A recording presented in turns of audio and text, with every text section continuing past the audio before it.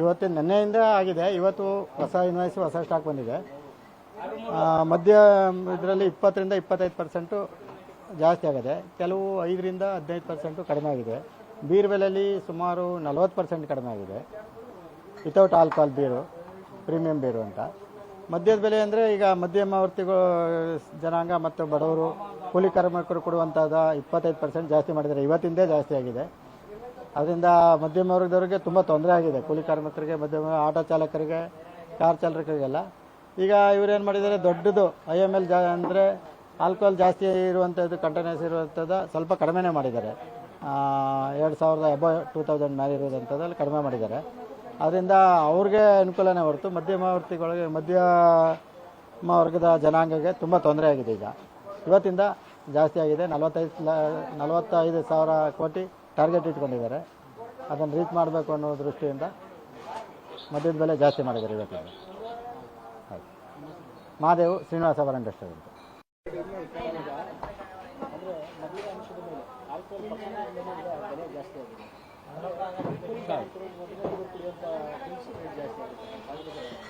Sir, ಬರೀ ಎಲ್ಲ ಕೂಲಿ ಕಾರ್ಮಿಕರು ಮಾಡೋದು ಅಂಥವ್ರಿಗೆ, ಬಡವ್ರುಗಳಿಗೆ ಎಲ್ಲರಿಗೂ ಇದು ಮಾಡ್ಕೊಂಡಿದ್ರೆ ನೀವು ಹೆಂಗೆ ಹೇಳಿ? ಇದು ಜನ ಎಲ್ಲಿಗೆ ಹೋಗ್ಬೇಕು? ಕೂಲಿ ಕಾರ್ಮಿಕರು ಎಲ್ಲಿ ಹೋಗ್ಬೇಕು? ಆಟೋ ಡ್ರೈವರ್ಗಳು ಯಾರೇ ಆಗಲಿ ಎಲ್ಲಿಗನ ಬಂದವರು ಬರೀ ಕಡಿಮೆ ಕುಡಿಯೋರೆ, ಕೂಲಿಯವ್ರು ಕುಡಿಯೋರೆ ಅಂಥದ್ದೇ ಜಾಸ್ತಿ ಮಾಡಿ ಇದು ಮಾಡಿರ್ತಾರೆ. ಹೈ ಲೆವೆಲ್ದೆಲ್ಲ ಹಂಗಂಗೆ ಉಳಿಸ್ಕೊಂಡಿರ್ತಾರೆ. ಬರೀ ಎಲ್ಲನೂ ಕೂಲಿ ಕಾರ್ಮಿಕರೇ ಎಲ್ಲರೂ ನಾವುಗಳೇ ಮಾಡಬೇಕು ಅಂತ ಏನನ್ನ ಇದೆಯಾ? ಸರ್ಕಾರ ಏನು ಇದು ನಡೆಸ್ತಾ ಐತೆ? ಬರೀ ಎಣ್ಣೆ ಪ್ರಿಯರಿಗೆ ಇವ್ರು ನಮ್ಮ ಮೇಲೆ ಶಾಕ್ ಹಾಕ್ಬಿಟ್ಟು ಇವ್ರು ಹೆಸರುಗಳು ಮಾಡ್ಕೊಂಡು ದುಡ್ಡು ಮಾಡ್ಕೊಂಡಿರೋಕ್ಕೆ ಇದೆಲ್ಲ ಏನು? ಎಲ್ಲಿಗೆ ಹೋಗ್ಬೇಕು ಹೇಳಿ? ಪಾಪ ಕೂಲಿ ಕೆಲಸ ಮಾಡೋರು 100-200 ರೂಪಾಯಿ ದುಡ್ಕೊಂಬರೋರು ಎಲ್ಲರಿಗೂ ಭಾಳ ತೊಂದರೆ ಆಗ್ತಾಯಿದೆ. ಬರೇ ಮಧ್ಯ ಪ್ರಿಯರಿಗೆ ಎಲ್ಲ ಶಾಕು ಬೇರೆ ಎಲ್ಲ ಯಾವ್ದಾನ ಮಾಡ್ತೀರಾ? ಎಲ್ಲ ಒಂದೇ ಸತಿ ಹೊರಬಿಡ್ತೀರಾ? ಎಲ್ಲಿಗೆ ಹೋಗ್ಬೇಕು ಹೇಳಿ? ಎಲ್ಲರೂ ಇರೋರು ಚೆನ್ನಾಗಿರ್ತಾರೆ, ಇಲ್ದಿರೋರು ಎಲ್ಲಿಗೆ ಹೋಗ್ಬೇಕು? ಬೀದಿಲಿ ಬರೋರು ಇನ್ನೂ ಬೀದಿಗೆ ಬತ್ತಾನೆ ಅವರೇ ವಿನ ಮೇಲಕ್ಕಂತೂ ಹೋಯ್ತಲ್ಲ ಯಾರು? ಏನು ಮಾಡೋದು ಹೇಳಿ? ಬೆಳಗಿಂದ ಸಾಯಂಕಾಲದವ್ರಿಗೆ ದುಡ್ಬಿಟ್ಟು ಬಂದು ಸ್ವಲ್ಪ ತೊಗೊಂಡು ಆಯಾಸ ಮುಗಿಸ್ಕೊಳ್ಳೋಣ ಅಂತಂದರೆ ಆಯಾಸ ಮುಗಿಸ್ಕೊಳ್ಳೋಕ್ಕೂ ನಮ್ಮ ಹತ್ರ ಏನೂ ಇಲ್ಲದೆ ಇರೋಂಗೆ ಆಗ್ಬಿಟ್ಟಿದೆ. ಮಂದಿ ಅವ್ರ ಹತ್ರ ಭಿಕ್ಷೆ ಬೇಡಂಗೆ ಆಗ್ಬಿಟ್ಟಿದೆ. ಕೂಲಿನೂ ಮಾಡಿ ಭಿಕ್ಷೆನೂ ಬೇಡಿ ಬಂದು ಕುಡಿಯೋಂಗೆ ಆಗ್ಬಿಟ್ಟಿದೆ ಎಲ್ಲರಿಗೂ.